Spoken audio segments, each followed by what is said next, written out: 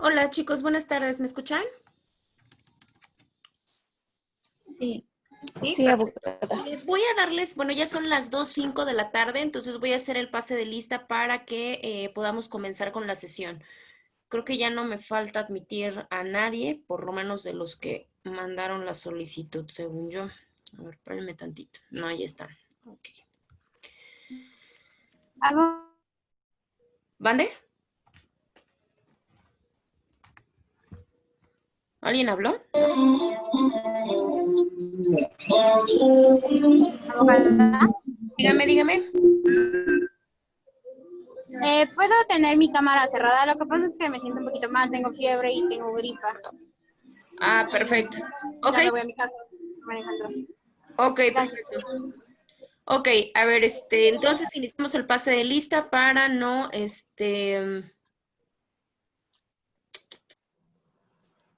ver, espérenme tantito.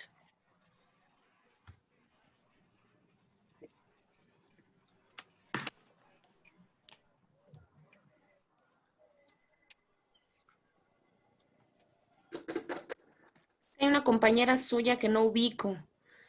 Briseida, buenas tardes. Alair. Hola, Giovanni, buenas tardes. Buenas tardes, es Alair. Ah, perfecto, con razón. Caramba. Sí, es que es la lab de su mamá. Ah, perfecto. Sí, No me abogado, llegó. perdón.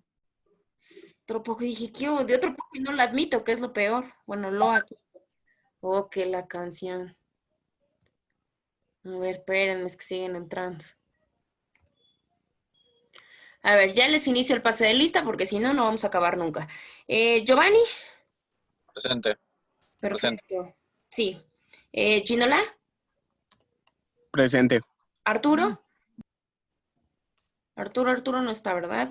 Jessica, Presente. perfecto. Stephanie, Presente, abogada. Aldair, Presente, abogada. ok. Marvin, ay, lo acabo de ver, creo. Esther, Presente. Paola, no está Paola, ¿verdad? Y Andrés, creo que tampoco está. Ok, ya creo que. Profa, yo soy Marvin. No sé si pasé, es que apenas me conecté. Sí, Marvin, sí, sí, sí, ya te puse, sí te vi. Esther, Paola, Ok. bueno, me falta Paola, me falta Andrés y me falta Arturo. Son los que no tienen asistencia. Bueno. Ok, realizaron su actividad de la plataforma. Bueno, había creo que dos, tres actividades, no recuerdo muy bien. Hice ya la calificación, de hecho les mandé a los que tenía que hacer las observaciones, se las hice. A los demás les mandé obviamente la calificación que tenían por actividad, pero de la semana pasada, porque, bueno, de la primera semana. De la segunda semana había un detalle, si se dieron cuenta, en la primera sesión no había nada, ¿sí? O sea, no había nada, solamente una lectura complementaria. Y en la segunda semana sí había, si mal no recuerdo, un cuadro sinóptico, creo que sí, un ensayo y otra lectura para participación en clase, si estoy en lo correcto, ¿sí?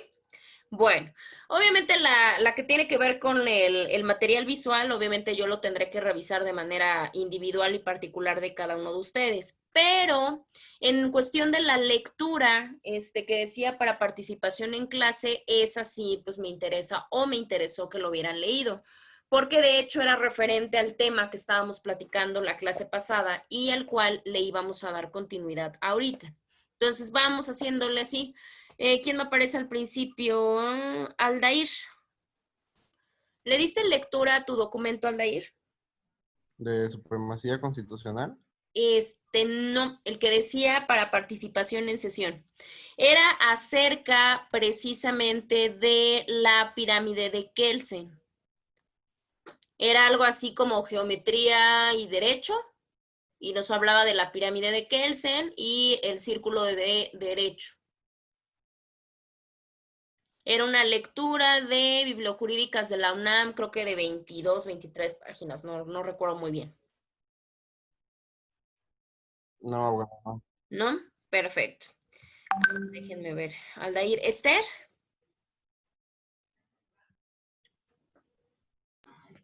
Yo, abogada, tuve problemas y me aparecía error para subir las actividades. Ah, caray, eso sí está raro. Y como en la semana le mandé mensaje a la Cordi para que me justificara las faltas de la semana pasada. Ujú. Por un asunto personal, no sé si le pasó el justificante. No, no, la verdad yo no, bueno, no ha hablado con nosotros, como que con relativo referente a las faltas, no ha comentado con nosotros. Ay, ¿quién va? Giovanni. Los voy mencionando conforme no crean que es nada más por mis ganas, así me van apareciendo como participantes en la pantalla. ¿Vale? Sí, Giovanni, ¿le diste lectura al documento? ¿Qué? ¿De los de juicio de amparo, de los derechos o de qué? La de Kelsen, vuelvo a repetir, tenían un apartado en donde les decía que tenían que realizar una lectura para participación en clase, estaba marcado en la semana 2, en la sesión número 2. Bueno, salvo que me equivoque, pero no creo. A ver, déjenme ver, ahorita salimos de dudas, no se preocupen. Chun, chun, chun, chun. ¿El ¿Mande? repositorio? Ah, no, miren, aquí está. A ver, se los comparto para que no tengamos malos entendidos, ni que no es cierto, ni nada por el estilo. A ver, vamos. ¿Les aparece ya la plataforma en su pantalla?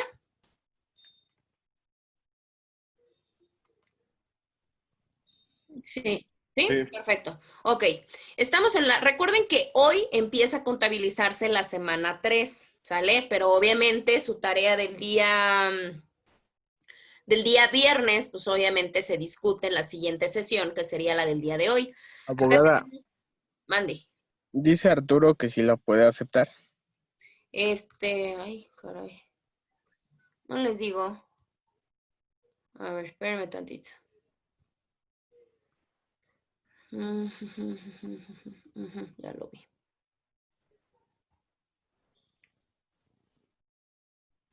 A ver, ya, y su compañera Paula igual. Ok, aquí estamos en la semana número 2, que era la que yo les estaba comentando. En el caso de la semana número 2, les aparece así la estructura, ¿sale? Estamos en lo correcto. Acá nada más donde estaba el apartado de actividades, nada más les aparecía algo que decía artículos constitucionales y venía acá toda una lectura de la Constitución y demás que no le tenían que hacer absolutamente nada. De ahí venía toda la lectura y de ahí venía la sesión número 2, bueno, la sesión número 4, ¿sí? Que sería la segunda de la semana pasada. Y ahí sí venían actividades. Aquí está la primera actividad. La actividad era acerca de un ensayo. Aquí está, ¿sí? Y si mal no recuerdo, en la de enfoque teórico viene un cuadro sinóptico. Y acá viene una que dice lectura para participación en sesión. ¿Sí? Esa es a la que me refiero, pues.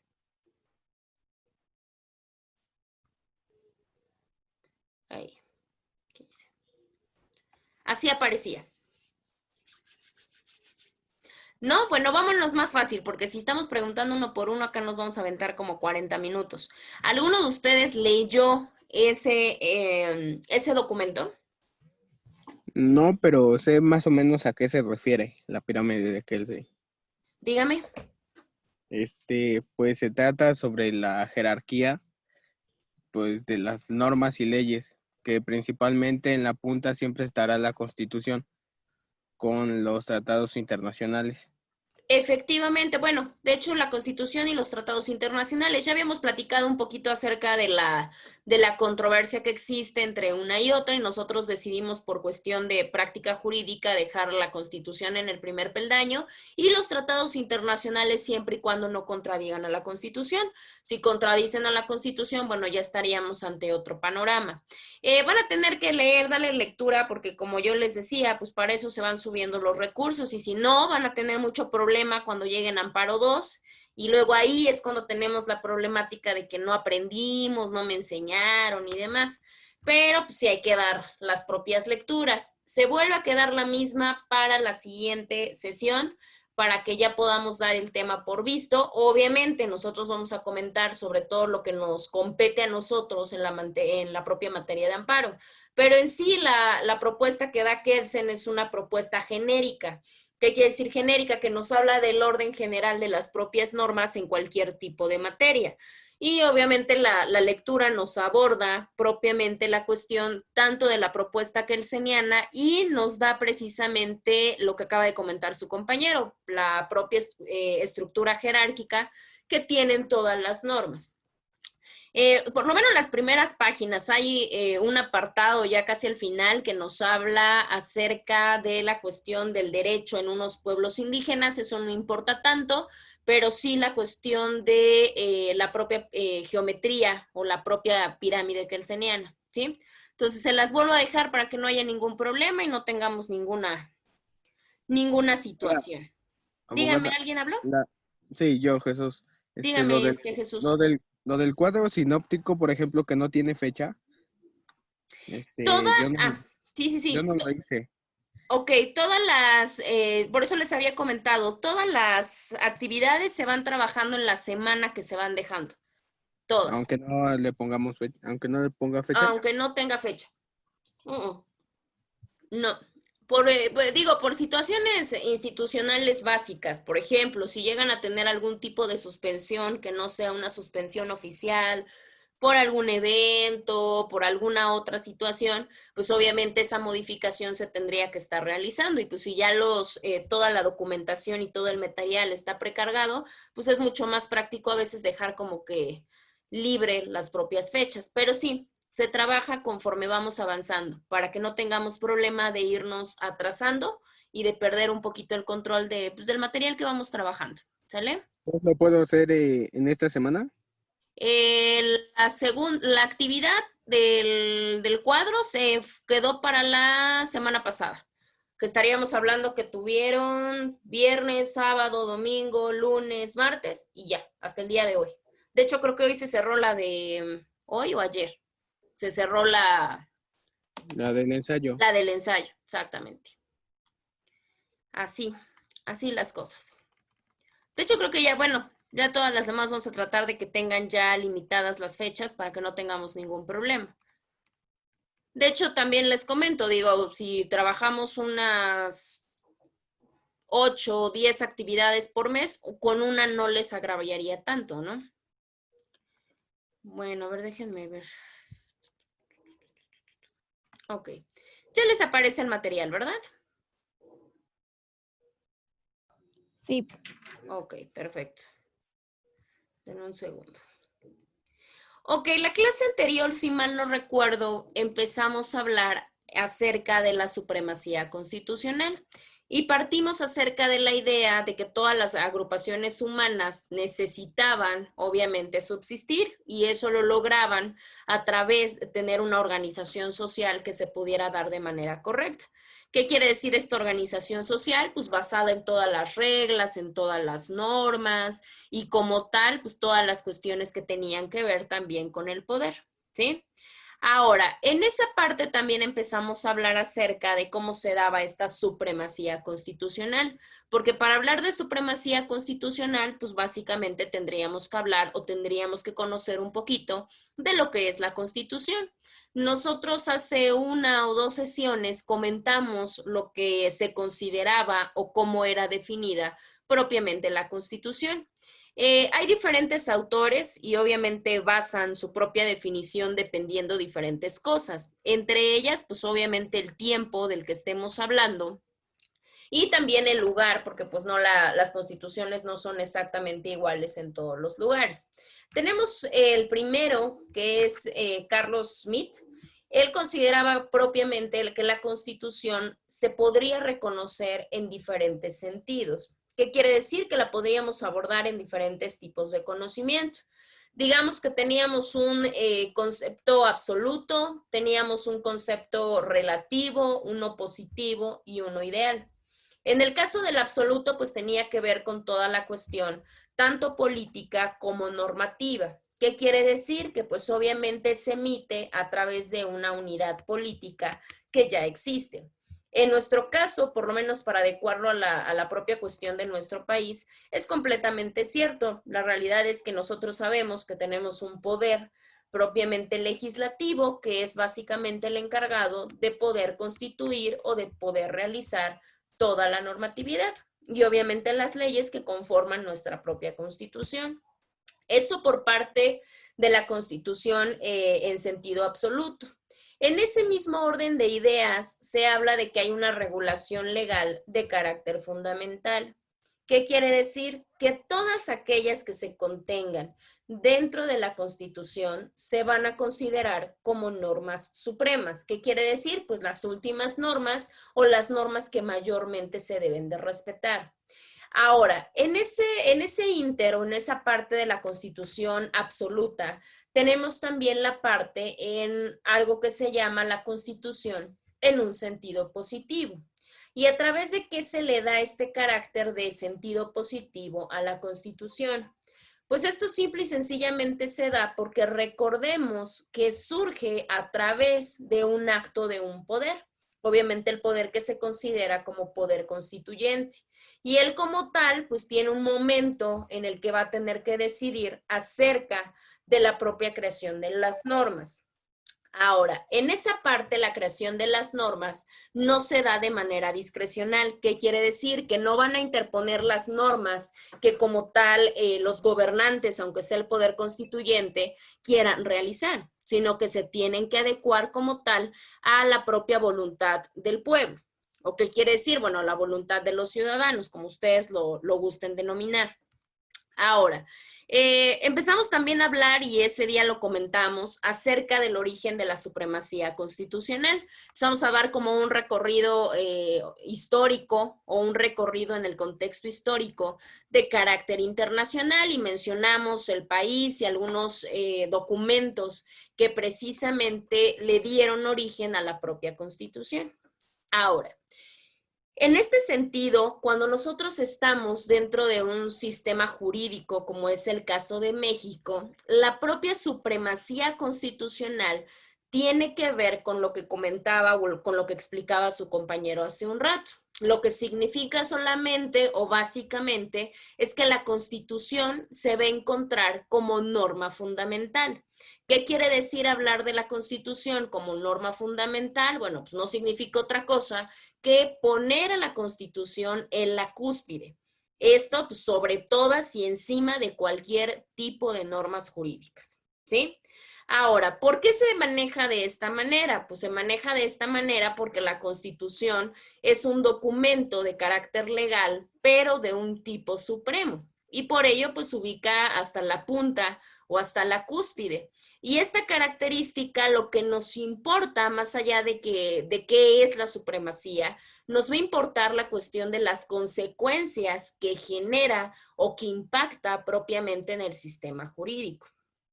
¿En qué situación nos impacta a nosotros dentro de este sistema? Pues nos va a impactar porque recordemos que vivimos en un estado de derecho.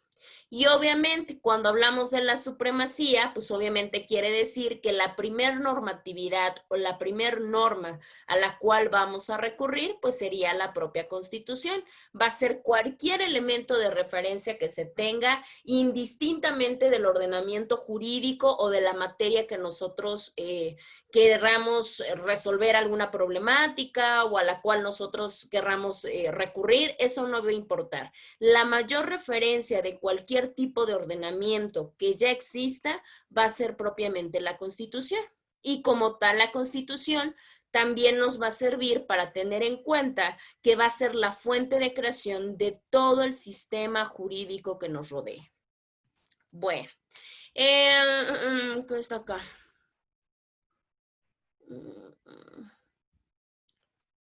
Ay. Confort menos los ubico, tengo que abrirlas. Recuerden que tienen que tener aperturadas sus cámaras. A Stephanie me había comentado que no. Aldair, ¿me puedes hacer favor de leer tu diapositiva que tienes a la vista? Sí, claro. Gracias.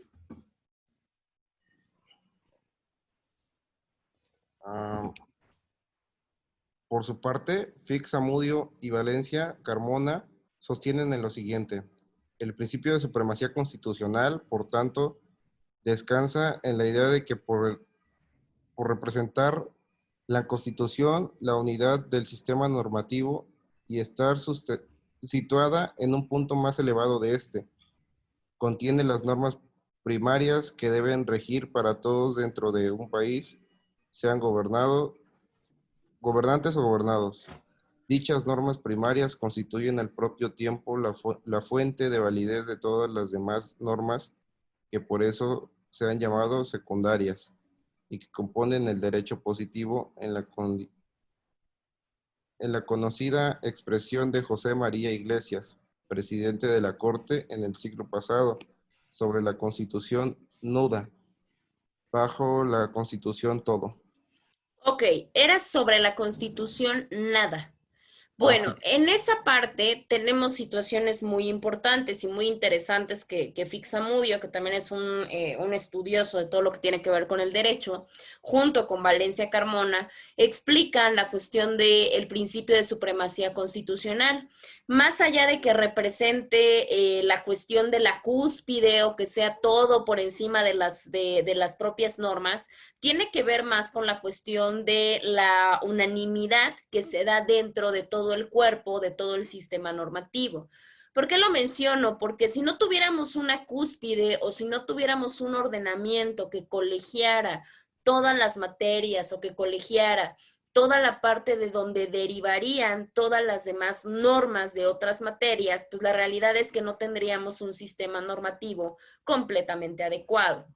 Ahora, en esta definición, cabe mencionar que también se recalca la cuestión indivisible entre los gobernantes y los gobernados, porque acá no solamente dice que la Constitución es para los gobernados, no, es también para los gobernantes y para los gobernados. ¿Por qué? Pues en el momento en el que se consideran normas primarias, pues en ese momento tenemos en cuenta que es la fuente que va a dar validez o va a ser el parteaguas para la creación de nuevas normas. Y bueno, pues a raíz de lo que dice el presidente de la Corte hace un siglo, pues decía eso, que sobre la Constitución no había absolutamente nada y bajo la Constitución estaba absolutamente todo. ¿A qué se refería? Pues obviamente al orden jerárquico de las normas. Bueno, ahora, en esta cuestión, la supremacía constitucional se encuentra, pues obviamente dentro de lo que es el orden jurídico. ¿Para qué nos sirve o cuál sería la cuestión de beneficio que tiene un Estado que cuenta con un principio de supremacía constitucional? Pues sirve por razones varias, entre ellas las que ustedes pueden presenciar a la vista. Pues obviamente hay seguridad jurídica, hay una congruencia entre normas, hay una armonización entre normas y también hay una interacción entre las mismas. ¿Sí? Digamos que funge como esta parte que pone orden a todas las normatividades secundarias. En ese orden de ideas o en otro tipo de palabras, podemos decir que también se establece la cuestión de pues que no va a haber nada por encima propiamente de la Constitución, pues, por todo lo que nosotros ya hemos comentado con anterioridad. Técnicamente nosotros podríamos entender como algo completamente sencillo, que no habría mayor complejidad.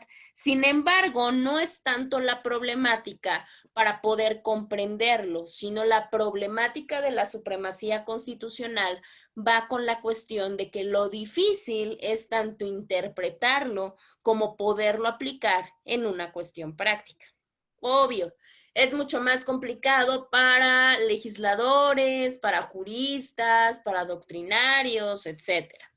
Esta idea como tal de la supremacía que tanto hemos platicado, pues obviamente tiene que ver con la parte de que todas estas normas, todas las normas que ustedes se imaginen, sí derivan o sí parten de una soberanía popular. Nosotros ya comentamos anteriormente qué es la soberanía. Paola, ¿me puedes decir qué es la soberanía de acuerdo a lo que ya hemos comentado?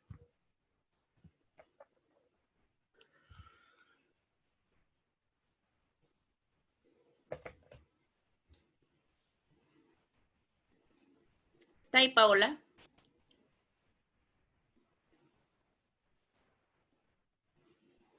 Vamos a hacer lo siguiente. Para la siguiente sesión que tenemos el día viernes, quien no aperture cámara siguiendo la disposición institucional, vamos a tener un problema porque yo no voy a poder justificar su asistencia y menos si les pregunto y no contestan, pues no hay manera. Entonces lo que va a pasar es que como tenemos el referente de las grabaciones, se les va a tener que poner falta para que nos quitemos de broncas. ¿Sale? Bueno, Marvin, ¿recordarás qué es la soberanía? Pues es la autoridad en donde rige el poder político, algo así. Ok, tiene que ver con el poder político. Recordemos que era esta facultad de poder ejercer el poder determinado en un cierto territorio. Pues precisamente en esa misma situación que nosotros ya habíamos comentado, todas nuestras normas tienen que derivar completa y básicamente en esta voluntad popular o en esta cuestión de soberanía popular, porque al final de cuentas, nos guste o no, es un reflejo de la voluntad por lo menos de la mayoría, sino de la mayoría total, por lo menos de la mayoría, que ejerce al final de cuentas sus tipos de derechos, ¿sí? Ahora, esta parte debe de establecer diferentes tipos de principio, no nada más basta con que digamos, no sé, sí hay supremacía constitucional en nuestro país y ya con eso nos baste. No, la realidad es que tenemos que ser congruentes entre lo que se dice y entre lo que se hace. Por eso, bajo esta tentativa de ideas, era que nos resultaba un poquito difícil creer que un tratado internacional se pudiera equiparar o pudiera estar en el mismo orden jerárquico que una constitución política. Digo, eso ya se referirá por cuestiones de intereses de otro tipo que nosotros no vamos a discutir. Entonces, podríamos nosotros al final comprender o entender a la propia Constitución como un mecanismo que se va a encargar no solamente de darnos derechos y obligaciones, sino también nos va a servir la Constitución y la supremacía constitucional a realizar un tipo de control de poder. Y este control de poder propiamente lo realiza el pueblo como tal. ¿A través de qué? Pues a través del ejercicio de su democracia. Bajo la cuestión de la democracia, pues obviamente ya se puede dar la propia voluntad del pueblo y para el pueblo, como en su momento decía Abraham Lincoln. Ahora, entonces no puede haber ningún acto o no puede existir ningún tipo de persona que vaya en contra de los principios que como tal nos indique propiamente la Constitución. Si en algún momento llega a existir alguna autoridad o llega a existir alguna normatividad que vaya en contra de los principios constitucionales, pues estaría violentando a nuestro mayor ordenamiento jurídico. Y como tal, pues ya tendríamos los mecanismos de defensa. En este caso, el que nos importa a nosotros, pues sería básicamente el amparo. Ahora, cuando hablamos de supremacía constitucional, pues aquí lo primero que se nos vendría a la cabeza, como ya lo habíamos dicho y que era lo que íbamos a discutir esta sesión, pues obviamente lo primero que nos viene a la cabeza es el orden jerárquico o la jerarquía normativa que desarrolló Hans Kelsen y que obviamente se le ha llamado la pirámide normativa o en su defecto otra figura que era la pirámide invertida. ¿Por qué la pirámide? Pues porque recuerden que tiene esa forma de representación gráfica en la cual como tal, pues obviamente se establece una primordial y a raíz de esa se van creando tanto leyes como normas que van estableciendo toda la limitación que tienen las leyes posteriores. En este caso, ¿cuáles serían? Pues las normas secundarias. Aquí tienen más o menos una representación, no sé, bueno, no se alcanza a ver muy bien la imagen, pero es una representación gráfica de la pirámide de Kelsen. Igual ustedes no la recordaban tanto porque probablemente la vieron en, no sé, en primero o segundo de la carrera. Pero sí, lo que nos interesa a nosotros es que en la cúspide verdaderamente se encuentra la Constitución, que sería una de las partes importantes. Ya posteriormente se pueden encontrar los decretos ley, las leyes, los decretos, las resoluciones desde carácter supremo y posteriormente ya van escalonadas hasta la última que tiene que ver con los órganos o con las ordenanzas que son de carácter municipal. Y digo, si nos ponemos a observar, la realidad es que no varía mucho. La parte de la jerarquía normativa de Kelsen a comparación del ordenamiento jerárquico mexicano no tiene mucha diferencia. Sí respetamos como tal esa jerarquía normativa. Bueno, ahora después de esta cuestión teórica, la realidad es que ya tenemos también una cuestión práctica.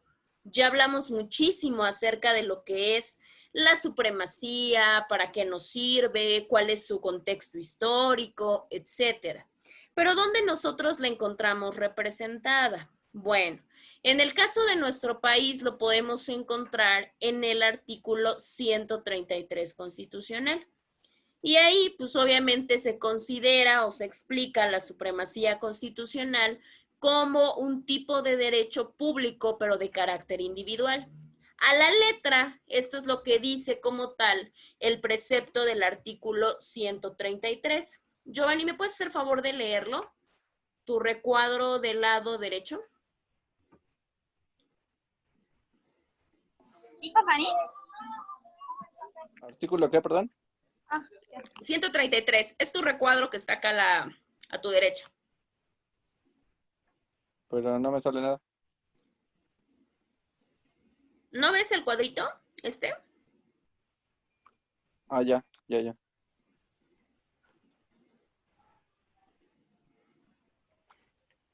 Esta Constitución, las leyes del Congreso, la unión que emanen de ella y todos los tratados que estén de acuerdo con la misma celebrados y que se celebren por el Presidente de la República con aprobación del Senado, serán la ley suprema de toda la Unión. Los jueces de cada entidad federativa establecerán a dicha Constitución leyes y tratados a pesar de las disposiciones en contrario que pueda haber en las constituciones o leyes de las entidades federativas. Ok, gracias, Giovanni. Sí, la realidad es que es eso. En el 133 encontramos tal cual, no la definición de qué es la supremacía constitucional, pero sí la aplicación. ¿Qué quiere decir? Pues obviamente el campo práctico de la supremacía constitucional. Si se dan cuenta, pues ahí nos menciona tres. Nos habla de la Constitución, de las leyes del Congreso de la Unión, que podríamos nosotros interpretar que es el catálogo genérico, y todos los tratados internacionales que pues obviamente estén celebrados por parte de nuestro país. Y ahí nos dice que obviamente estos serán ley suprema. Ahora, en una cuestión de magnificar más el principio de supremacía, la continuación del precepto que nos acaba de leer su compañero Giovanni, tiene que ver con la parte de que los jueces de cada entidad federativa, o sea, de cada estado, se tienen forzosamente que apegar en sus resoluciones a lo mandatado en estas normas. Sin importar que exista alguna otra norma en contrario o sin pensar que ellos crean otra cosa o lo que sea, ellos tienen que apegarse forzosamente a eso, sin importar lo que tengan tanto las constituciones locales como las leyes locales.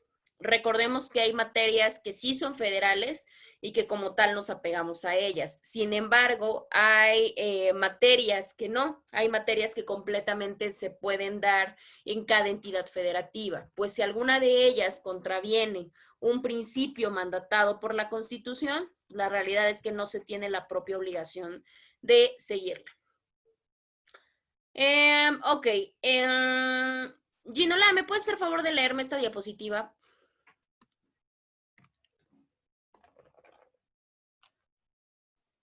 La Suprema Corte de Justicia de la Nación ha llegado a determinar que la Constitución Federal se ubica jerárquicamente en un nivel superior respecto de las leyes del Congreso de la Unión. Por otro lado, los tratados internacionales celebrados por el Estado mexicano en materia de derechos humanos se ubican en el mismo peldaño que la Carta Magna y por encima de las leyes expedidas por el órgano legislativo. Asimismo, si bien el artículo 133 contiene de manera expresa el principio de supremacía constitucional, existen otros preceptos en la Constitución mexicana que de manera implícita nos llevan a ubicarla como la lex fundamentalis de la nación mexicana, entre ellos los artículos 41, 128 y 135. Claro, en esa parte es muy interesante porque la realidad es que no solamente por criterio de la Corte, recordemos que todo lo que tiene que ver con las resoluciones que emite la Suprema Corte de Justicia de la Nación, hacer el órgano máximo del Poder Judicial, pues obviamente fungen o tienen la característica de ser mandato. En ese caso nos da obviamente la reafirmación de lo que es el principio de supremacía constitucional. Porque de hecho dense cuenta que no solamente se refiere a tratados internacionales de carácter general, sino que nos mandata mucho la materia de los derechos humanos. Esos son los que se encuentran en el mismo peldaño de la propia Constitución política de los Estados Unidos mexicanos. Es más, si tenemos un tratado internacional en materia de derechos humanos y tenemos una ley que haya sido expedida por el Senado y por la Cámara de Diputados, al final de cuentas tendría más valor el tratado internacional. Y eso es una parte interesante porque sí puede sentar un poquito las bases de lo que nosotros comentábamos hace una o hace dos clases. Ahora, otra de las cuestiones importantes es que precisamente la Corte no solamente nos habla de la cuestión del artículo 133 como una parte de respeto al principio de supremacía constitucional.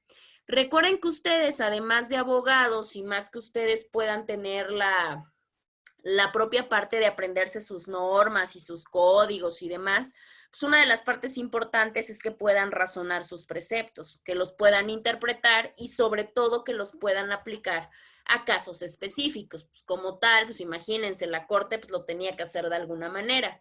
Y precisamente nos mandata el artículo 41, 128 y 135. Ustedes, bueno, ya llevaron constitucional, desconozco obviamente cómo y demás, y pues más que nos podamos acordar un poco. ¿Tiene alguien su constitución a la mano? Para no estarla buscando entre todos mis documentos que tengo acá. Sí, yo sí ¿Sí? la tengo. Perfecto. Yo también la tengo. Perfecto. Vamos buscando, a ver, Paola, si me haces favor de buscarme el 128 y por ahí, ¿quién más habló? ¿Estefano? Yo, Jessica. Ah, Jessica. Ujú. Jessica, el 135, por favor. ¿Sí? Jessica, 135 y Paola, por favor, el 128. Sí. En Ya lo ese, tengo. mande Paola. Ay, que ya lo tengo. Ah, ¿ya lo tienes? Perfecto. Entonces iniciamos con el 128. A ver, ¿puedes darle lectura al 128, Paola? Dice, todo funcionario público, sin excepción alguna, antes de tomar posesión de su cargo, prestará la protesta de guardar la Constitución y las leyes que de ella emanen. Ok, ¿de qué nos habla el 128? ¿Cómo podemos encontrar nosotros la cuestión de la supremacía constitucional en el 128? ¿Cómo lo podrían interpretar ustedes? Ya se los leyó su compañera.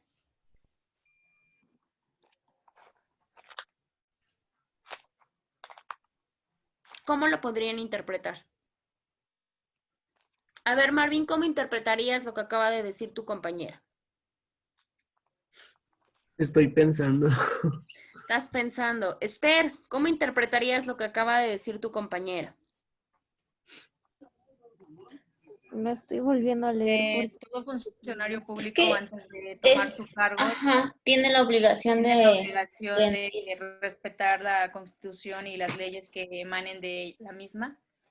Claro, ¿a qué tiene que ir? Pues porque no nos está diciendo que tenemos que respetar no sé, los reglamentos que expidan en su estado, no. O sea, lo que nos está diciendo única y exclusivamente es que lo que se está protestando para cuidar y respetar y demás es completamente todo la gama que emane propiamente de la cuestión de un documento o de una normatividad completamente primordial que se encuentra solamente en la cúspide, porque si no nos podría mencionar cualquier otro tipo de lineamiento o cualquier otro tipo de documento.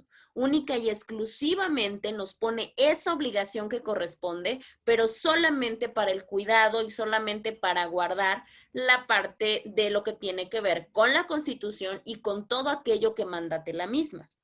Ahora, el Tienen que 135, tomar por protesta, favor. ¿verdad? Fuerza tomar el cargo. Mande. que tienen que tomar protesta para tomar el cargo?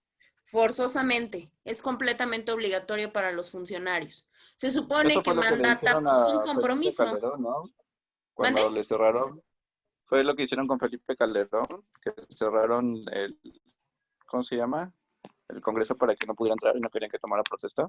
Claro, obvio. De hecho, es una cuestión, digo, si nos ponemos a analizarlo un poquito, la realidad es que conlleva una cuestión protocolar, porque ustedes saben que si no se da en la toma de protesta, no se da este mandato y no se da este juramento y este compromiso, no se puede poner una parte de, ¿cómo se dice?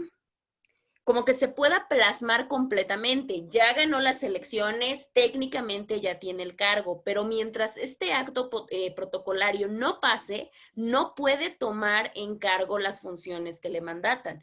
Por eso se toma solamente como una cuestión simbólica, pero si nosotros vamos más allá, por supuesto, la realidad es que sí tiene un peso y un carácter de formalidad.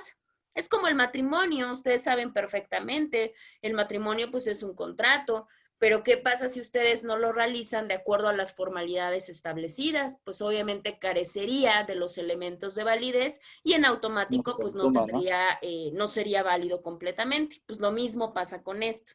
Aunque sea protocolar, sí tiene esa función de formalidad. Bueno, ahora el 135, por favor. Sí, dice artículo 135. La presente Constitución puede ser adicionada o reformada. Para que las adiciones o reformas lleguen a ser parte de la misma, se requiere que el Congreso de la Unión, por el voto de las 2/3 partes de los individuos presentes, acuerden las reformas o adiciones estas sean aprobadas por la mayoría de la legislatura de los estados. El Congreso de la Unión o la Comisión Permanente, en su caso, harán el cómputo de los votos de las legislaturas y la declaración de haber sido aprobadas las adiciones o reformas. Ok. ¿Qué pasaría entonces en esa situación? ¿Dónde encuentran ustedes implícito la parte del precepto de supremacía constitucional? Porque si se dan cuenta, no nos dice así el término. Así, de aquí estamos hablando de supremacía constitucional. No, simple y sencillamente lo pone como de una parte muy intrínseca y muy superficial. ¿En dónde encontrarían ustedes el principio en lo que acaba de leer su compañera? En los artículos que están plasmados en la Constitución y a la hora que los reforman.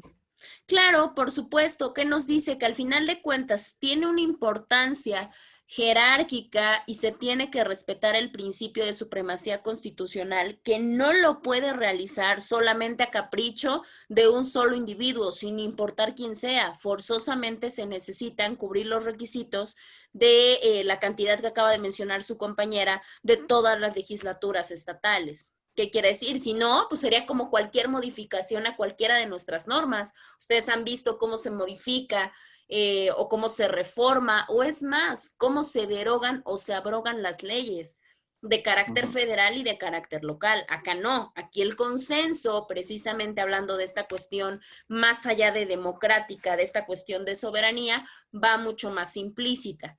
Ahora, en el caso del 41, si mal no recuerdo, el 41 nos habla acerca de toda la cuestión de los partidos políticos. Nos habla de toda la situación de partidos políticos y algunas cosas de elecciones. La realidad es que si tienen a la vista y alguien me puede sacar de la duda, el artículo 41 es un artículo muy extenso. Tiene varios apartados, tiene varios, bueno, creo que tiene 2 o 3 apartados, pero tiene varios incisos en el artículo 41. Lo que sí es que tiene que ver con la parte de los partidos políticos y todo eso se resumiría en la parte de que como tal todos los partidos políticos tienen que allanarse y tienen que apegarse a todo lo mandatado en la Constitución y en las leyes que deriven de la misma. Entonces caeríamos exactamente igual. ¿Por qué comentamos estos artículos? ¿Mande? Es en la fracción primera del artículo. A ver, dale lectura, por favor.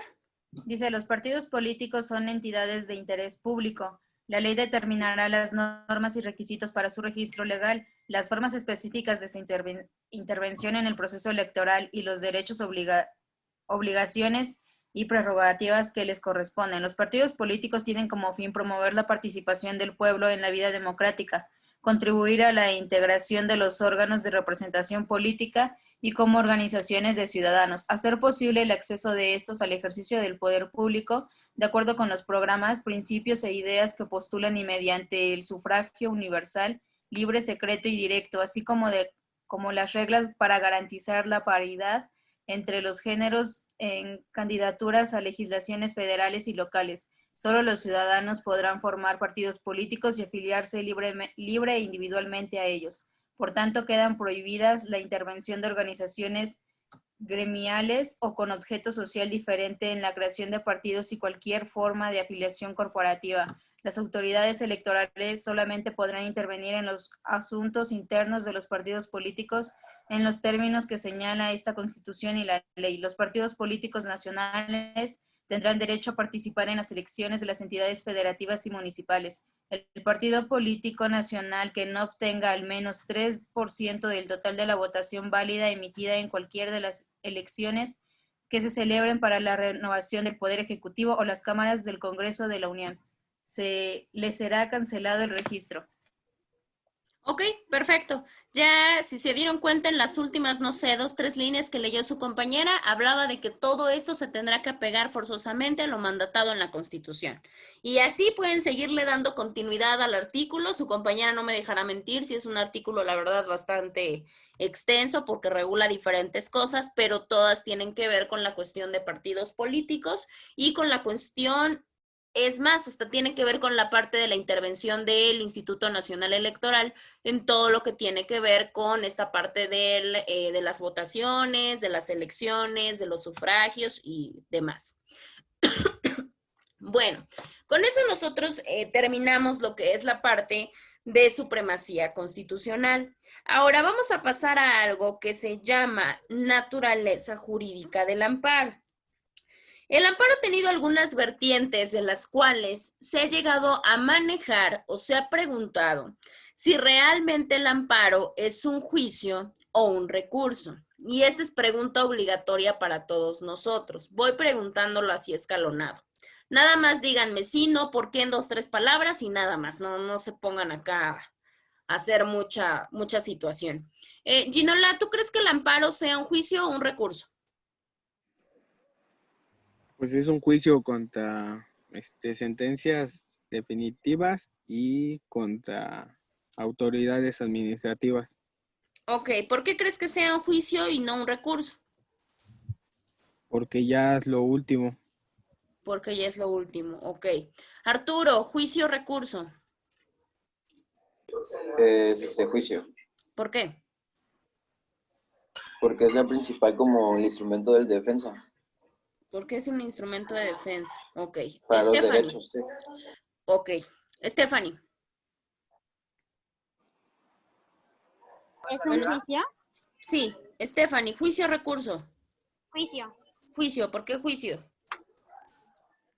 Pues igual por lo que dijo Ginola, porque ya es lo último. Porque ya es lo último, perfecto. Aldair. Es un recurso, Es un recurso, Aldair, ¿por qué? porque ya es de última instancia. Porque ya es la última instancia, ok. Juicio. ¿Quién me falta? Perfecto. Sí, válido. Cualquiera son válidas, ya lo habíamos comentado desde que trabajamos hace un cuatrimestre. Mientras digamos por qué, no hay absolutamente ningún problema. Paola, juicio o recurso. Es un recurso porque tutela los derechos constitucionales de los ciudadanos. Ok, porque tutela, perfecto. Marvin, Yo siento que es un juicio. juicio, ¿por qué, Marvin? Porque es un medio de impugnación hacia que lo promueve la víctima. Ok, los recursos, si yo puedo impugnar a través de un recurso, o a fuerza tengo que hacer un juicio. Juicio. Un juicio. Ok. Esther, Sí, igual juicio. es que yo creo que depende de la situación, se puede tomar el amparo si, bueno, para mi ejemplo sería, si hay un juicio y la resolución no es favorable, se tendría como recurso. Ok, perfecto. Ok, me falta nada más. ¿Quién me falta? Giovanni y Jessica. Bueno, creo que Giovanni no tiene... ¿Tienes micrófono, Giovanni? Sí, Ah, sí, ok. Juicio, recurso, Giovanni. el juicio, yo digo que es juicio. ¿Por? Bueno, es que acá el juicio lo utilizan como también lo utilizan como recurso, pero por ejemplo, es juicio porque lo utilizan o sea, las partes ya lo utilizan para impugnar y así pues ya también les dan una solución al problema, pero también así ya pueden hacer las revocaciones o las modificaciones que se necesitan. Y es lo mismo que estamos hablando, o sea, porque ya se obtiene de un procedimiento que es de la jerarquía del procedimiento de jerarquía constitucional. Ok. Y me falta Jessica. Si mal no veo. Jessica, juicio, Sí. recurso. Yo creo que es un juicio, ¿Tú crees que es un porque, juicio? ujú, ¿Por? porque es el principal instrumento de defensa, Ok, porque funciona como un instrumento de defensa. Ok. ajá, para proteger de los actos de autoridad. Bueno, está De bien. los actos de autoridad, sí que era más o menos lo que comentaba su compañero Ginola. Bueno, en ese orden de ideas, todas podrían ser completamente válidas, ¿sí?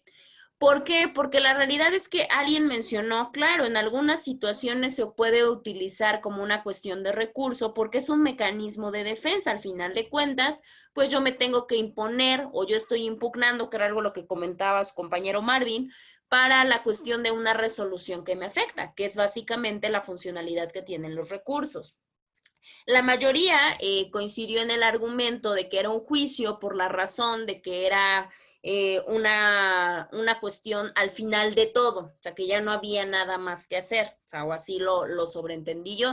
La realidad es que sí, lo primero que nosotros podríamos manejar como diferencia para poder propiamente dar y decidir si es como tal un juicio o un recurso, es basarnos en las diferencias. Obviamente para eso nosotros tendríamos que regresarnos a primero de la licenciatura y recordar que es un recurso y recordar que es un juicio. Y con eso pues ver las diferencias entre ambos. Una de las principales causas podría ser la finalidad. Ahí buscar una diferencia. ¿En cuál es la finalidad que tutela o la finalidad tuteladora? En el caso del recurso, tiene un objeto muy importante, que es precisamente saber si la resolución que se está impugnando se ajusta o no a la ley ordinaria. ¿Sí? Hasta ahí. Mientras tanto, la finalidad tuteladora del amparo tiene que ver con la parte de verificar si el acto reclamado infringe o no los postulados de la Carta Fundamental de nuestro país, algo que también mencionaba Giovanni. Pues obviamente partiendo, por eso era tan importante que nosotros pudiéramos determinar y centrar Es que bien. yo había entendido que, por ejemplo, el recurso, bueno, la diferencia ahorita que usted lo está comentando, es que, por ejemplo, el recurso ya es un medio de impugnación, pero ya es como de los actos que son administrativos y ya los juicios ya son, o sea, como ejercer la acción, pues. Claro, aparte porque acuérdense que tenemos una situación. En el caso de los juicios se da completamente todas las etapas procesales, pero las etapas procesales completas. En el caso de los recursos, no. En el caso de los recursos, única y exclusivamente es saber si el juzgador se acopló o se ajustó a la ley que tenía que seguir, en este caso a la ley ordinaria. En el caso del amparo, no. En el caso del amparo sí tiene que ver si el acto que se está reclamando infringió alguna situación que mandatara la Carta Fundamental. ¿Por qué no se va? Vamos a ponerlo o explicarlo de alguna otra manera. ¿Por qué el amparo o por qué no podemos acudir al amparo si se está violentando alguna normatividad de, no sé, vamos a pensar de mi Código Civil? Porque la realidad es que el Código Civil no tiene la jerarquía normativa que la Constitución. Básicamente, el amparo tendrá que protegernos en contra de estas cuestiones que infringen o que violentan derechos que se encuentran consagrados dentro de la Carta Fundamental, que no es otra cosa que la Constitución política, obviamente, de nuestro país, ¿sí? Bueno, ese podría ser una gran diferencia por si lo llegamos a preguntar o porque se los llegan a preguntar en Amparo 2 o por si se los llego a preguntar yo en el examen. Una de las primeras diferencias es esa, la finalidad tuteladora. Otra de las diferencias que nosotros podemos encontrar en la cuestión de un recurso y en la cuestión del juicio de amparo o el juicio como tal, es que en el caso de la interposición, porque en el caso de la interposición del recurso, recordemos que da una pauta, vamos a decirlo así, da una pauta a otras instancias. Puede ser una segunda o puede ser una tercera, o es más, hasta se puede hablar de que un recurso nos hace la propia prolongación de la primera instancia, ¿sí? En el caso del juicio, no. En el caso del juicio se apertura, no se apertura una instancia, sino que se apertura propiamente las etapas procesales. Válgame la situación, pues es un juicio completamente real, con todas las etapas del procedimiento, ¿sí? En este caso, ahorita no vamos a entender mucho lo del informe justificado porque lo vamos a ver un poquito más adelante. Pero en este caso sí, pues obviamente el juicio, el amparo, tiene las características de que se tiene que rendir un informe, se tiene que hacer una contestación de demanda, se tiene que hacer un ofrecimiento, una admisión, un desahogo de pruebas, hay una temporalidad de alegatos, etcétera. Algo que no pasa con el recurso. En el caso del recurso, no tienen todas estas etapas procesales, por llamarlo o denominarlo de alguna manera. Ahora, otra de las cuestiones que también nosotros podríamos observar dentro de la tentativa de este tema es la cuestión de las relaciones procesales que se pueden dar entre el juicio y entre el recurso, porque las relaciones procesales son muy diferentes. En el caso del recurso, las partes que intervienen, tanto la pasiva como la activa, son exactamente las mismas que en la primera instancia, ¿sí? En el caso del juicio, no. En el caso del juicio, específicamente del juicio de amparo, acá la autoridad que emitió la propia resolución, aquella que obviamente está afectando, esta ahora ya no va a tener el carácter de autoridad. En el amparo ya va a tener la categoría o ya va a tener la calidad de demandada, ¿sí? Por denominarlo de algún modo, o de parte pasiva, como ustedes lo quieran llamar, está bien dicho. Y obviamente, pues ahí tendrá que realizar los actos procesales como en cualquier otro tipo de juicio, ¿sí? ¿Sí entendemos esa tercera diferencia?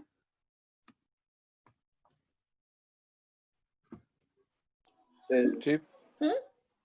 Ok, serían como que dentro de las más primordiales que nos pueden ayudar a nosotros, bajo el propio argumento de entender si son, si es propiamente un juicio o si es propiamente un recurso, ¿sí?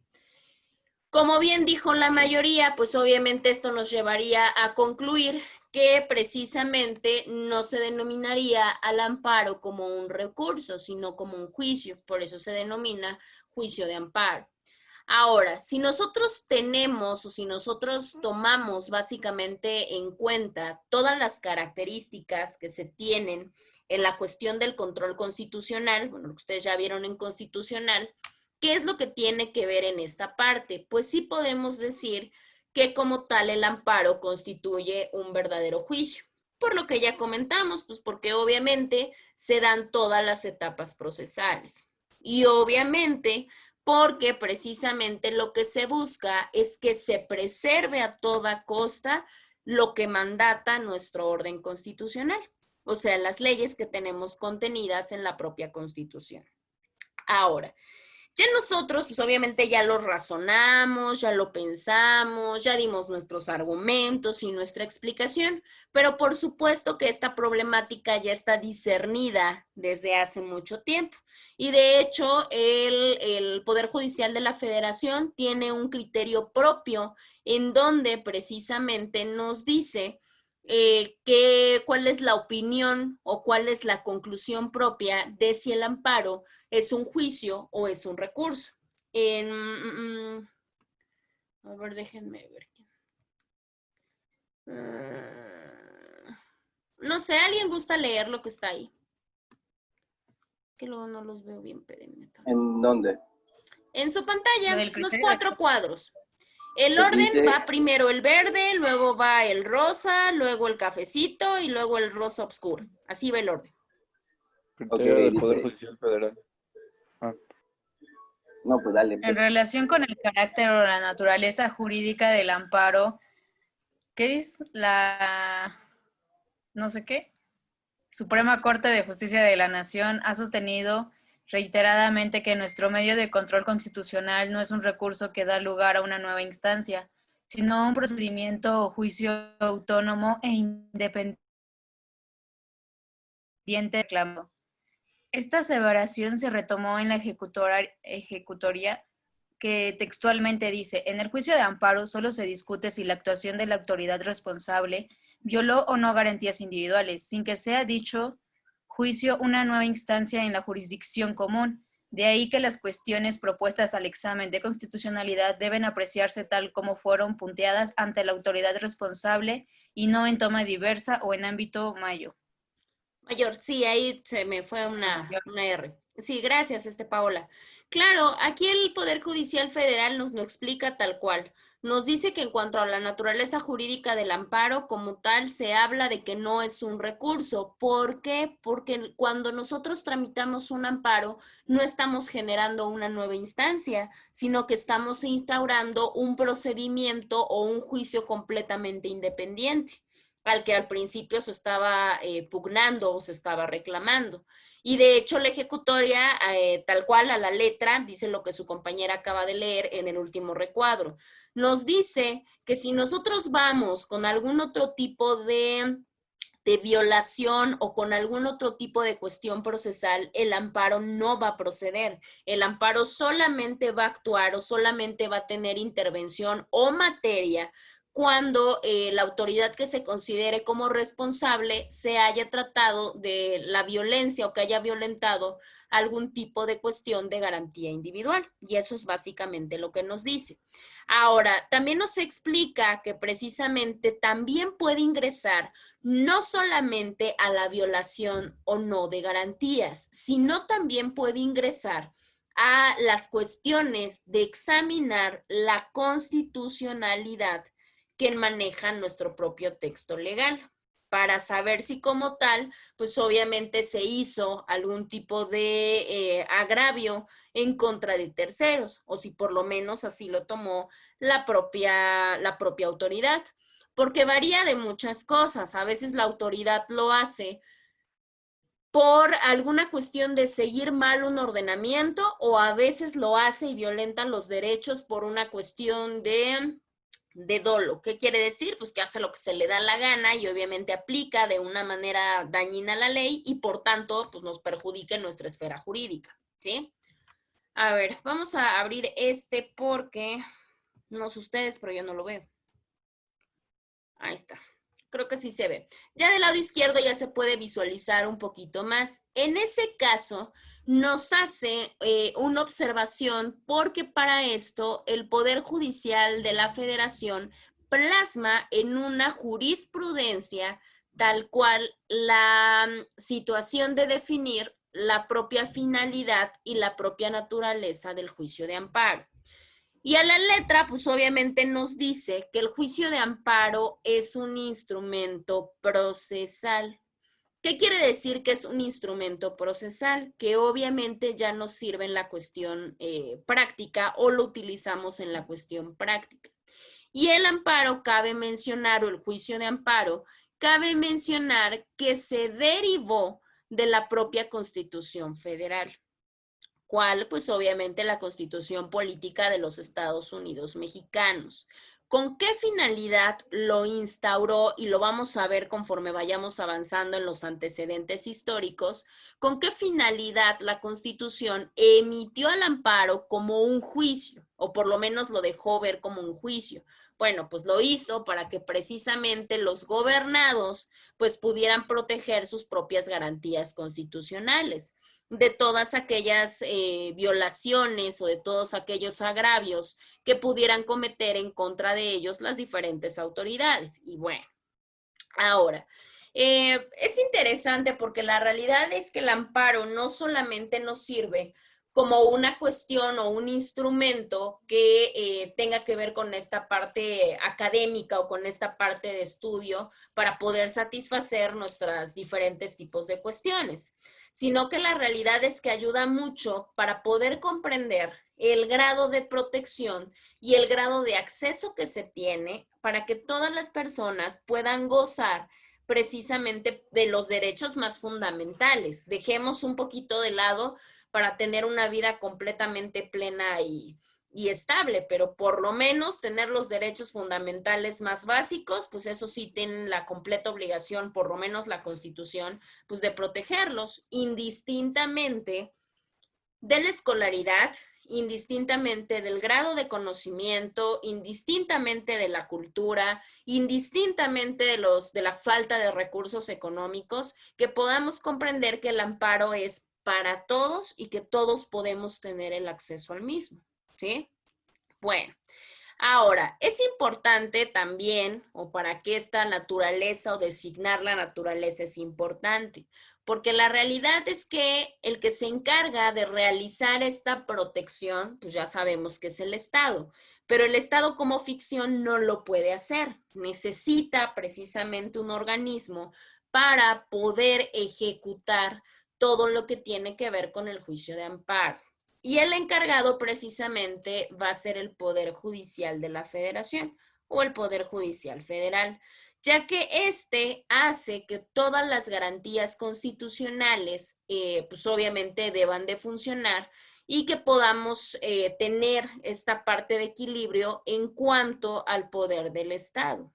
Y en base o en grado que va avanzando esta relación, pues obviamente nos hace permanecer en un adecuado clima de derecho.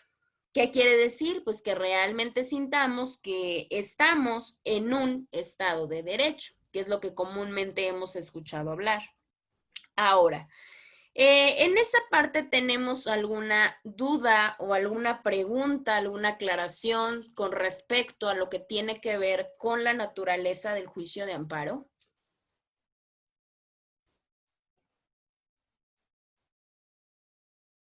Sí, no, más o menos, ahí vemos en el examen. Bueno, Suele pasar, al principio todo es entendimiento entre nosotros, pero luego no sé qué pasa. Digo, son las bases, la realidad es que ahorita apenas están empezando. Preocúpense cuando lleguen a Amparo 2 y ahí sí van a estar llorando. Bueno, si no hay ninguna duda y si no hay ninguna pregunta, pasaríamos a nuestro siguiente tema. Nuestro siguiente tema tiene que ver con la parte de lo que comentábamos hace unos minutos, que es precisamente los antecedentes. Yo sé que igual, ¿no? Están un poquito no tan acostumbrados o no tan gustosos de poder conocer acerca de la historia, pero por requerimiento general en la mayoría de materias lo tenemos que llevar.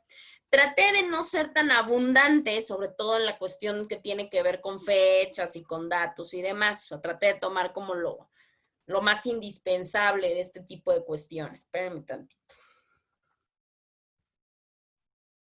Ah, caray. Acá está, espérenme tantito.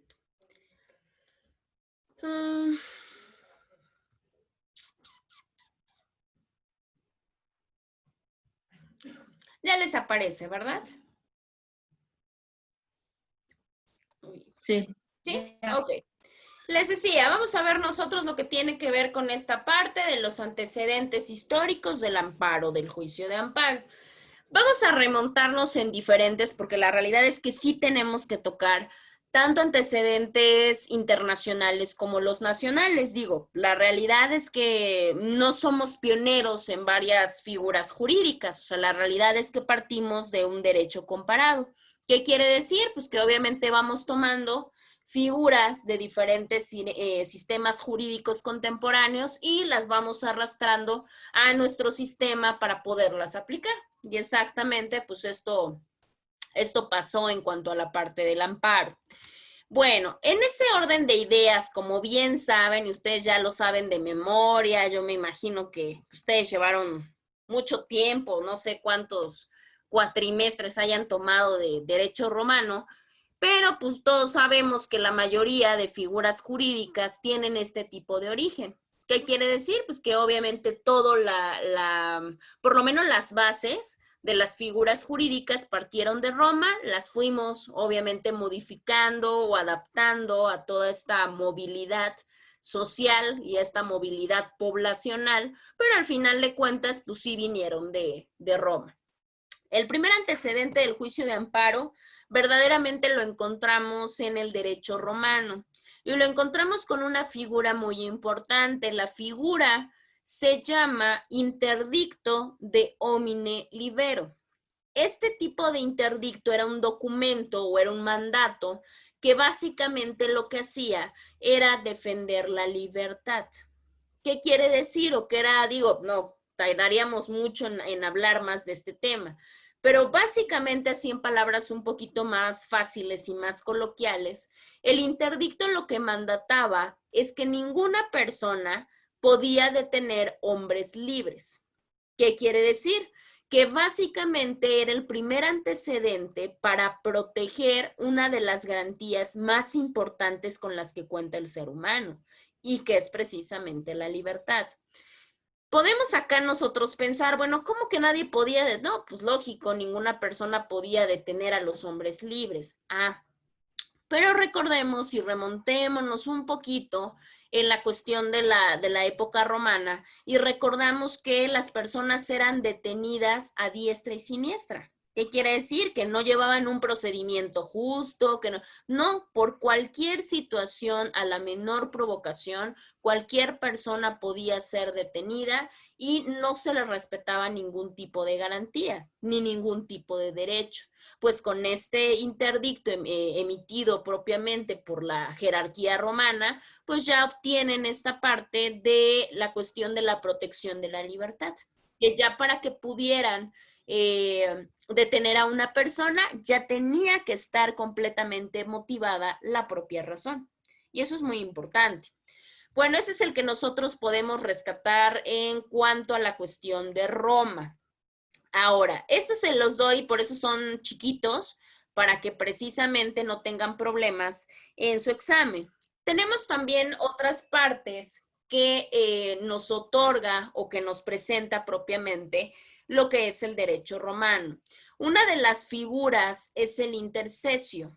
En el caso del intercesio ya se manejaba una especie de procedimiento, o sea, ¿qué quiere decir? Que ya había etapas, ¿no? Etapas procesales. Y este procedimiento ya era un procedimiento protector de garantías, en donde ya encontraban o ya se encontraba muy delimitada, o sea, ya se veía claramente quién era la parte agraviada, quién era la autoridad responsable, entre algunas otras figuras. Además de que ya se maneja una figura que nosotros vamos a hablar un poquito más adelante, creo que su temario sí todavía alcanza a tocarlo, que es la figura de suplencia en la deficiencia de la queja. La suplencia en la deficiencia de la queja nos habla de que si la autoridad se percata de que hay la falta de algunos datos o de algunos elementos dentro de la demanda de interposición del amparo, la autoridad está completamente obligada a subsanarlas. ¿Sí? Eso lo vamos a platicar más adelante. Bueno, pues precisamente desde Roma y desde esta figura del intercesio ya se manejaba este principio de la suplencia en la deficiencia de la queja. Bueno, ¿Qué otra cosa nos manejaba el intercesio? Nos manejaba los términos. ¿Qué quiere decir? Que ya nos hablaba de un procedimiento protector, pero que ya había términos que se tenían que respetar para que se considerara como admitido el procedimiento y se pudiera darle continuidad. Entonces, imagínense la evolución que ya teníamos nosotros, bueno, que ya se tenía en ese momento, para poder tener figuras jurídicas que ya se encontraban completamente estabilizadas y que hasta la fecha pues las seguimos manejando completamente iguales. Bueno, eso por parte de Roma. En el caso de España, ¿cuál fue la aportación, vamos a decirlo así de alguna manera? ¿Cuál fue la aportación que tuvo España en cuanto a la evolución histórica o en cuanto a los antecedentes históricos del juicio de amparo? Bueno, pues en este caso, la corona española sacó algo que se denominaba privilegio general. El privilegio general, básicamente, lo que tenía este documento era ya un listado, por llamarlo así, de garantías individuales. Ya se hablaba de una libertad, ya se hablaba de una protección a los bienes, ya se hablaba de cosas muy específicas que se encuadraban como garantías individuales. ¿Y dónde se entregó o dónde se consagró todas estas garantías individuales? En un documento español muy importante, que es precisamente la Constitución aragonesa, ¿sí? Pues ahí nosotros podemos encontrar una de las cuestiones más importantes. Ahora, en esa Constitución aragonesa había, vamos a decir que había varias figuras o había varios datos interesantes que manifestaban como parte de la cuestión proteccionista de las garantías individuales. Ahí ya se manejaba una figura de salvoconducto. El salvoconducto tenía que ver con la parte de que no se podía ser detenido por más de 8 días por cierto tipo de delitos o por la adquisición de deudas. ¿Por qué se comenta eso? Porque recordemos que antes había una cuestión indiscriminada, y obviamente España no era la excepción. Tenían una cuestión muy personalizada de que a los individuos los detenían y los desaparecían X cantidad de días, ¿sí? Y obviamente pues eran sometidos a diferentes tipos de cuestiones para presionarlos a confesar cierto tipo de delitos o para admitir cierto tipo de deudas. Bueno, pues en ese mismo orden de ideas, ahí ya se emite que una persona no podía ser detenida por más de ese inter de tiempo, por cualquiera de las dos causas que les estoy comentando. Eso por un lado.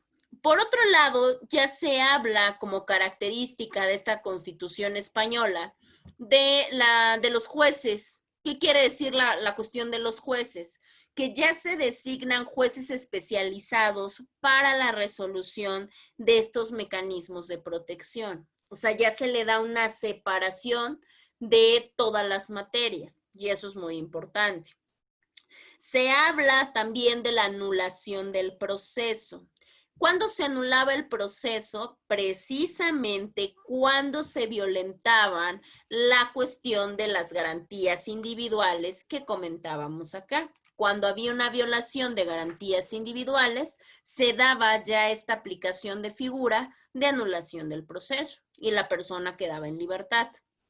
Al igual, surge un proceso que se denominaba proceso foral. En el caso del proceso foral, manifestaba que si una persona no había sido detenida en flagrancia o en su defecto, una persona, obviamente la persona afectada, no concurría a darle continuidad al proceso, a los 3 días forzosamente el individuo debería de ser puesto en libertad.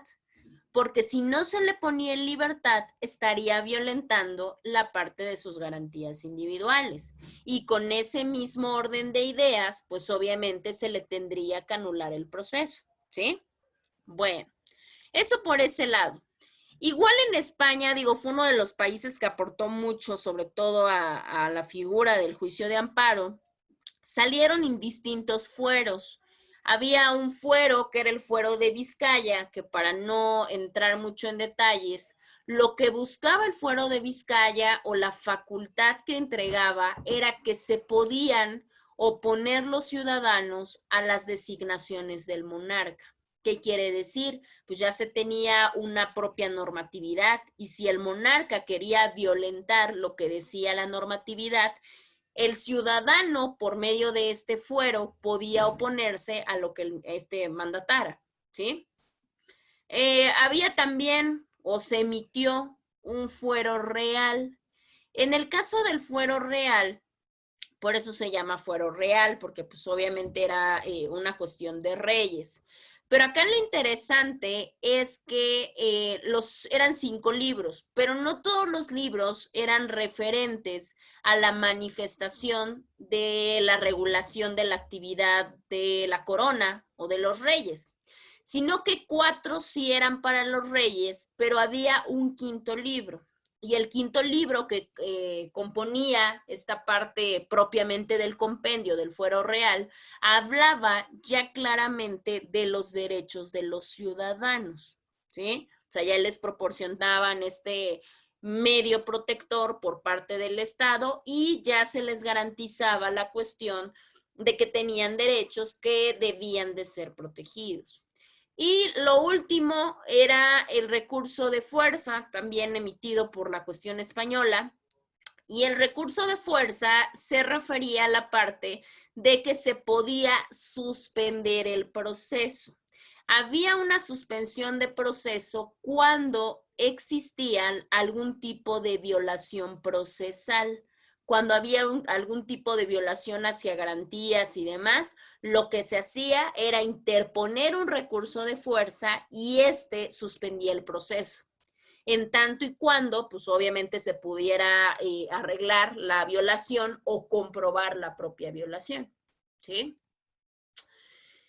Y uno de los vestigios importantes, ya pasaríamos a la cuestión de Francia. Francia, más allá del propio estudio de la normatividad y del propio estudio de las leyes y normas, Francia entregó uno de los documentos más importantes alrededor de todo el mundo, y me atrevo a decir que alrededor de todas las épocas, porque este documento fue considerado un parteaguas para diferentes tipos de constituciones y tratados internacionales precisamente que abordan todo lo relativo a la protección y todo lo relativo al cuidado y al respeto de los derechos humanos. En este caso es el documento que se denominó Declaración de los Derechos del Hombre y del Ciudadano, ¿sí? Este fue uno de los documentos más importantes y que abordaba, obviamente, toda esta cuestión. Pregunto, ustedes igual ya han de haber llevado, no sé, historia del derecho o alguna cuestión así, y muy probablemente tocaron en algún momento este documento. ¿Qué saben acerca de la Declaración de los Derechos del Hombre?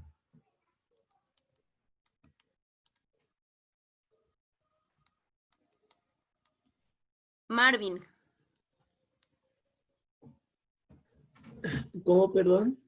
¿Qué sabemos o qué recuerdas acerca de la Declaración de los Derechos del Hombre y del Ciudadano?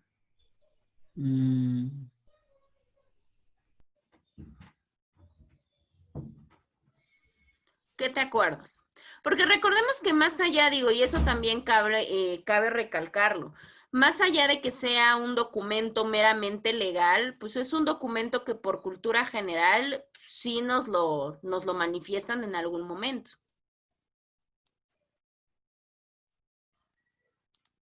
Son reconocidos de manera universal. Ok, son reconocidos de manera universal, claro.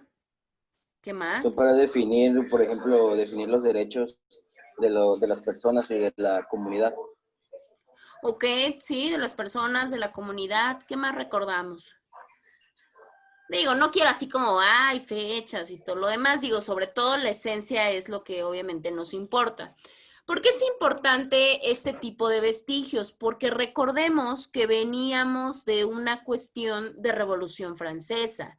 Recordemos que veníamos de una cuestión donde se supone que lo que se pretendía era la abolición de todo el gobierno que había regido hasta ese momento, que sabíamos que era un gobierno monárquico absoluto.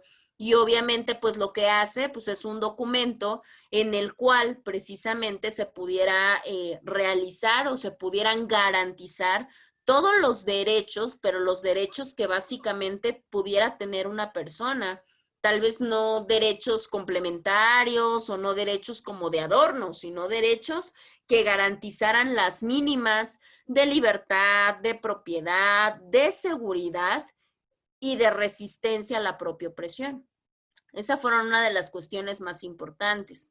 Ahora, si algo cabe mencionar es que ese documento le dio partida o le dio origen a otros también muy importantes. No sé si en algún momento escucharon acerca de la Convención de Ginebra. En el caso de la Convención de Ginebra ya fue en el 1864, y precisamente ahí fue cuando varios países europeos, tomando el ejemplo de Francia, se dieron cuenta que tenía que haber una garantía o que tenía que haber una forma para poder estructurar y para poder establecer la obligación del Estado frente a sus propios obviamente frente a su propia ciudadanía, ya dejarlos lo que comentábamos, ya no tanto como pueblo, sino como ciudadanos. Y fue una parte muy importante. Ahora, entonces en ese inter de la cuestión de Francia, hablaríamos que todos estos derechos de ahí, por eso se llama de la cuestión de los hombres. ¿Por qué? Porque ellos comienzan a manejar la cuestión de que los derechos humanos o que de los derechos del hombre son derechos inherentes a la naturaleza humana. ¿Qué quiere decir? Pues que con el simple hecho de ser como tal humano, en ese momento ya se tenían esos derechos. No necesitabas ni tener una cuestión económica específica, ni pertenecer a una clase social específica. Con ese simple hecho se tenían que gozar y el Estado los tenía que proteger.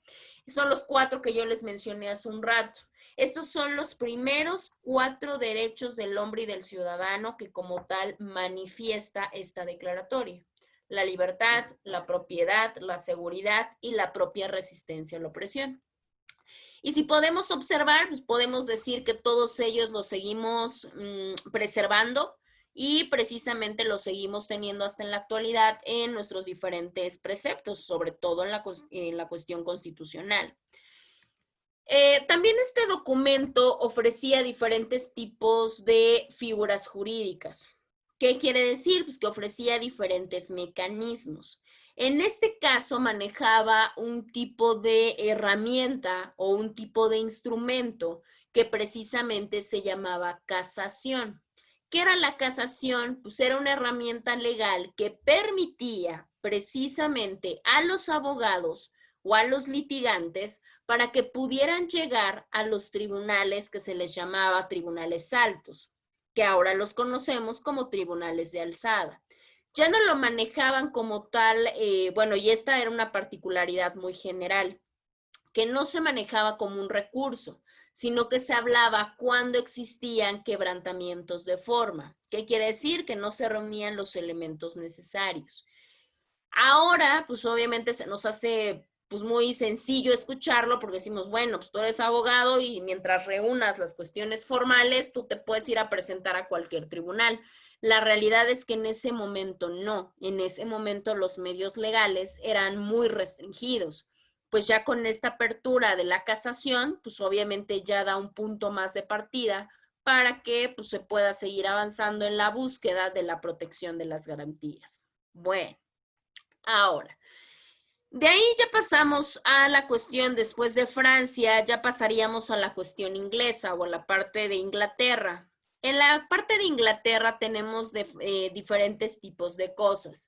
Entre ellos tenemos el referente más importante que podemos nosotros mencionar, que de hecho no solamente nos ha servido para una parte del estudio de los derechos humanos y las garantías o el estudio del amparo, sino que este documento nos ha servido como referente desde el momento de derecho constitucional o historia del derecho, porque la realidad es que fue un gran avance, por lo menos dentro de la cuestión de este catálogo de derechos que se tenían, y es precisamente la Carta Magna.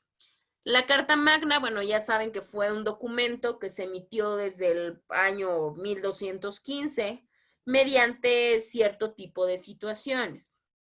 Pregunto, lo mismo que pregunté hace rato. ¿Alguien recuerda algo de la Carta Magna?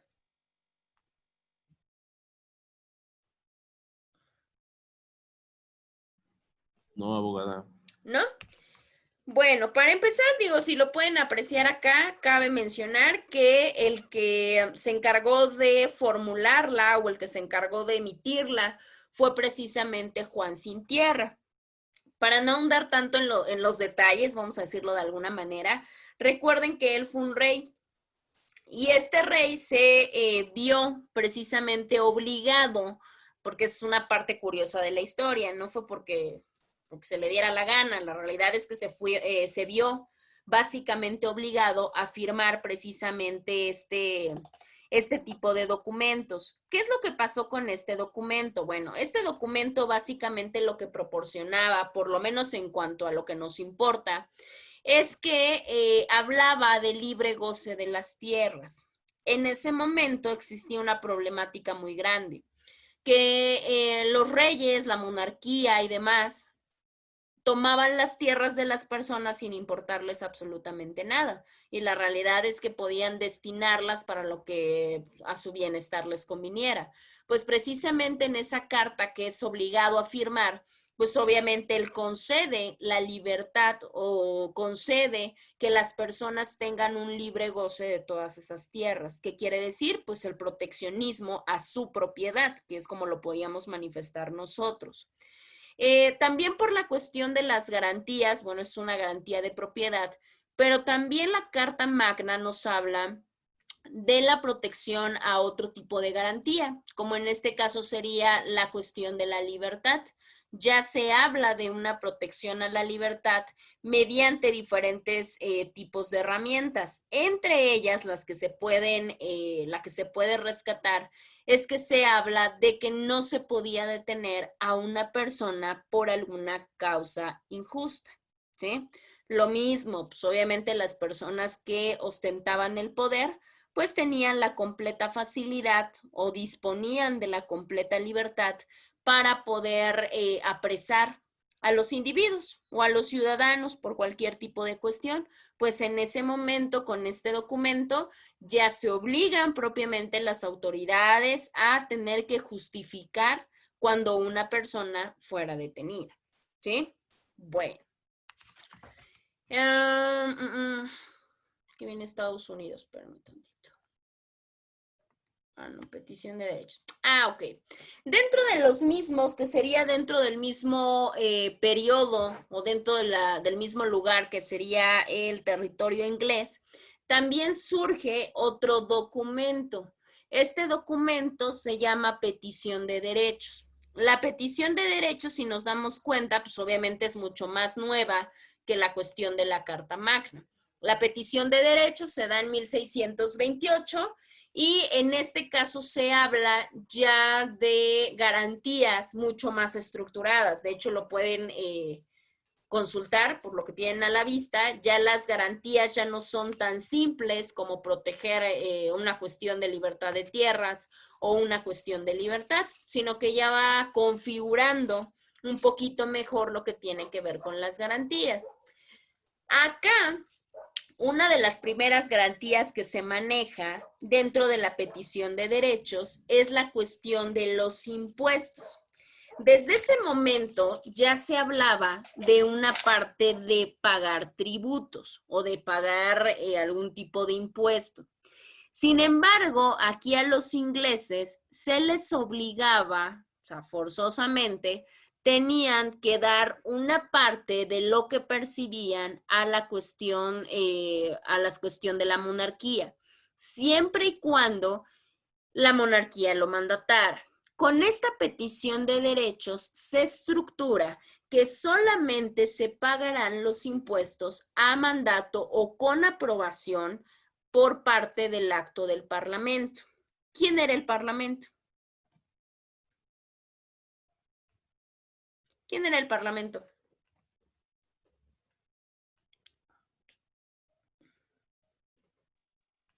Eran los que ayudaban a tomar las decisiones, ¿no? Claro, por supuesto, digamos que básicamente es como nuestro legislativo. Vamos a equipararlo a una figura mexicana y a una figura actual.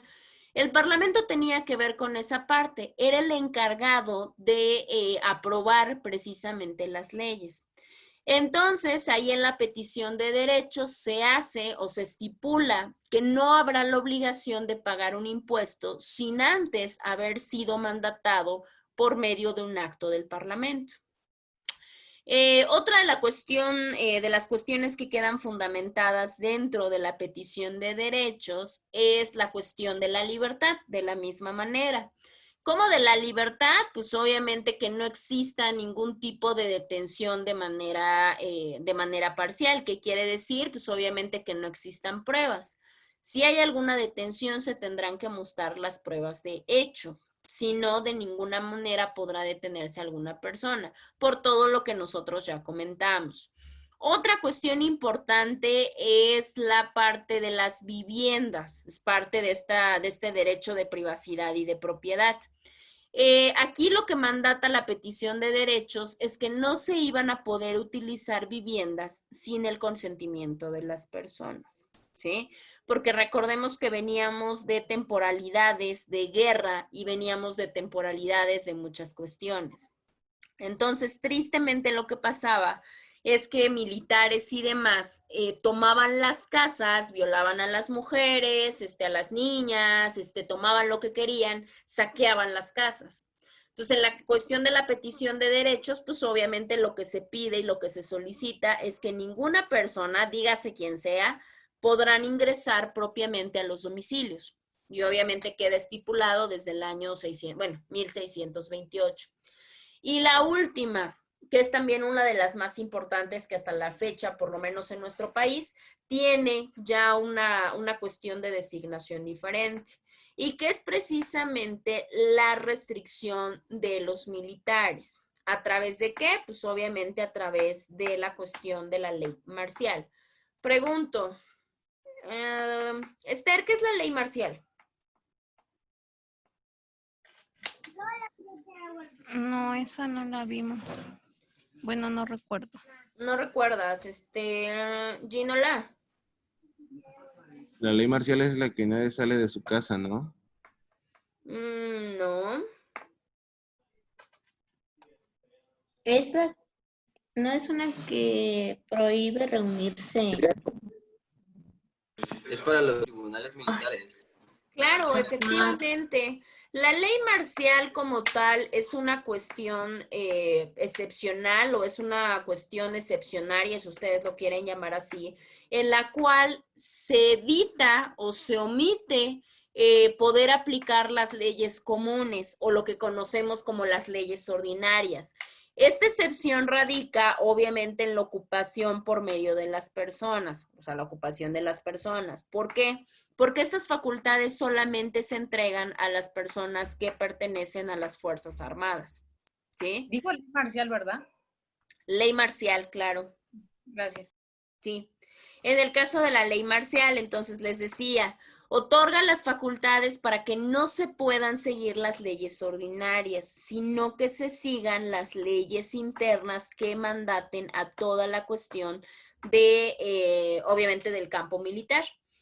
En nuestro país, digo, la realidad es muy interesante porque nuestro país tiene una funcionalidad muy, muy peculiar y muy interesante, pero no es nuestro tema, entonces no podemos entrar ahí. Sin embargo, la petición de derechos versaba en que se iba a restringir el actuar de los militares. ¿Mediante qué? Mediante la imposición de una ley marcial. Todos sabemos hasta la actualidad que las leyes interpuestas o las leyes aplicadas a los militares son leyes mucho más rigurosas. Y eso es bien sabido por todos. Mientras Hay cuestiones que por una ley común se sancionan con prisión, hay cosas que la ley marcial la sanciona con pena de muerte. Entonces, en ese momento, dentro de la petición de derechos, buscaban restringir los abusos por parte de la cuestión militar a través de una ley especializada con penalización especializada para este tipo de personas que se dedicaban a la milicia. Digo, cabe mencionar, ¿no? Lo que les decía, la ocupación de las viviendas, pues imagínense que los militares tenían toda la libertad de poder entrar a las casas, saquearlas, robarlas, violar, y de todo, y no pasaba absolutamente nada. Pues precisamente la petición de derechos lo que busca, pues es terminar con esta parte de abuso. Ahora sí que se escucha chistoso, pero pues sí, el abuso del poder, ¿sí? Bueno. Otro de los documentos que tenemos que también se exhiben dentro de esa misma mecánica es una ley que se llama la Ley de Habeas Corpus. ¿Han escuchado hablar un poquito de ella? ¿Alguna cuestión que se acuerden o algo así?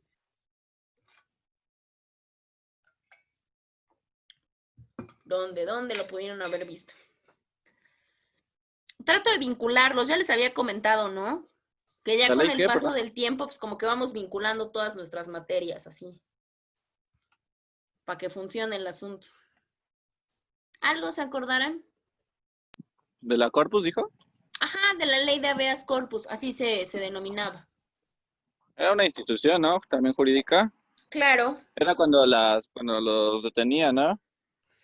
Pues sí, tenía que ver. Sí era una institución y sí una de las cuestiones primordiales que garantizaba era la cuestión de la libertad, por supuesto. Por eso dice su compañero que tenía que ver con la detención, sí, porque lo que garantizaba era la libertad. O sea, esta ley se especializaba en ser una institución que protegiera la libertad singular Pero inmediata, ¿no? de las personas, claro.